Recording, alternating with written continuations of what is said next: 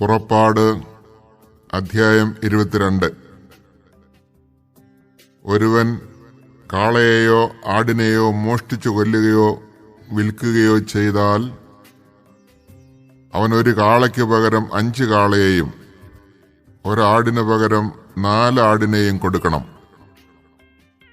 ഭവനഭേദനത്തിനിടയിൽ പിടിക്കപ്പെടുന്ന കള്ളൻ അടിയേറ്റ് മരിച്ചാൽ അവന്റെ രക്തത്തിന് പ്രതികാരം ചെയ്യേണ്ടതില്ല.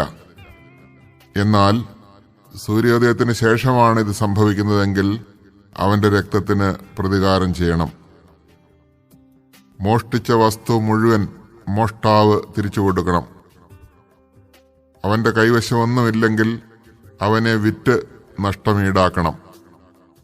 മോഷ്ടിക്കപ്പെട്ട കാളയോ കഴുതയോ ആടോ അവന്റെ പക്കൽ ജീവനോടെ കാണപ്പെടുന്നെങ്കിൽ മോഷ്ടിച്ചതിന്റെ ഇരട്ടി അവൻ തിരികെ കൊടുക്കണം.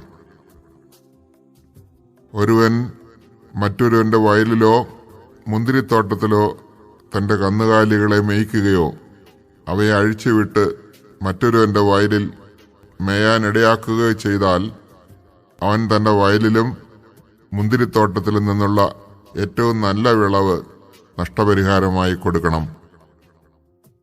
മുൾപടർപ്പിന് തീ പടർന്നു പിടിച്ചിട്ട് കൊയ്തു കൂട്ടിയ ധാന്യമോ കൊയ്യാത്ത ധാന്യമോ വയലോ കത്തി നശിക്കാനിടയായാൽ തീ കത്തിച്ചയാൾ നഷ്ടപരിഹാരം ചെയ്യണം.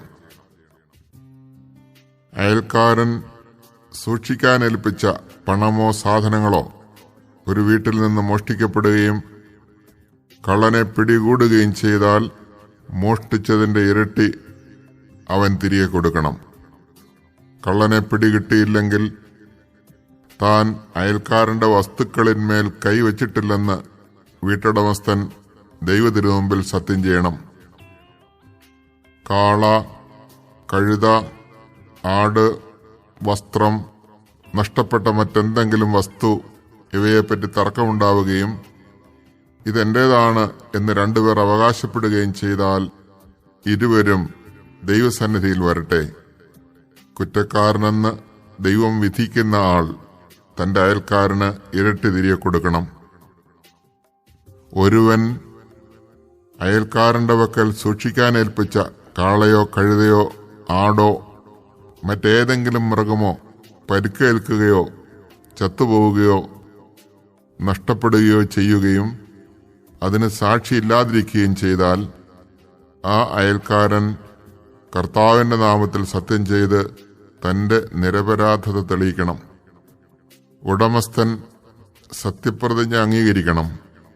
മുതൽ തിരിച്ചു കൊടുക്കുവാൻ അപരന് കടമയുണ്ടായിരിക്കുകയില്ല. എന്നാൽ അത് തന്റെ പക്കൽ നിന്ന് മോഷ്ടിക്കപ്പെട്ടാൽ അവൻ അതിന്റെ ഉടമസ്ഥന് നഷ്ടപരിഹാരം ചെയ്യണം. വന്യമൃഗങ്ങൾ അതിനെ കടിച്ചു കീറിയെങ്കിൽ തെളിവിനായി അവശിഷ്ടങ്ങൾ ഹാജരാക്കട്ടെ. കടിച്ചു കീറപ്പെട്ടതിന് നഷ്ടപരിഹാരം ചെയ്യേണ്ടതില്ല. ഒരുവൻ തന്റെ അയൽക്കാരനിൽ നിന്ന് ഏതെങ്കിലും മൃഗത്തെ വായ്പ വാങ്ങിയിട്ട് ഉടമസ്ഥന്റെ അസാന്നിധ്യത്തിൽ അത് ചാകുന്നതിനോ അതിന് മുറിവേൽക്കുന്നതിനോ ഇടയായാൽ അവൻ നഷ്ടപരിഹാരം ചെയ്യണം. എന്നാൽ അത് സംഭവിക്കുന്നത് ഉടമസ്ഥന്റെ സാന്നിധ്യത്തിലാണെങ്കിൽ നഷ്ടപരിഹാരം ചെയ്യേണ്ട. അത് കൂലിക്കെടുത്തതാണെങ്കിൽ കൂലി കൊണ്ട് നഷ്ടം പരിഹരിക്കപ്പെടും. വിവാഹ നിശ്ചയം കഴിഞ്ഞിട്ടില്ലാത്ത ഒരു കന്യകയെ വശീകരിച്ച് അവളോടൊത്ത് ശയിക്കുന്നവൻ വിവാഹത്തുക നൽകി അവളെ ഭാര്യയായി സ്വീകരിക്കണം. അവളെ അവന് ഭാര്യയായി കൊടുക്കുവാൻ അവളുടെ പിതാവ് തീർത്തും വിസമ്മതിച്ചാൽ കന്യകകൾക്കുള്ള വിവാഹത്തുക അവൻ കൊടുക്കണം. മന്ത്രവാദിനിയെ ജീവിക്കാൻ അനുവദിക്കരുത്. മൃഗത്തോട് സംഗമിക്കുന്നവൻ വധിക്കപ്പെടണം. കർത്താവിന് മാത്രമല്ലാതെ മറ്റു ദേവന്മാർക്ക് ബലിയർപ്പിക്കുന്നവനെ നിശേഷം നശിപ്പിക്കണം.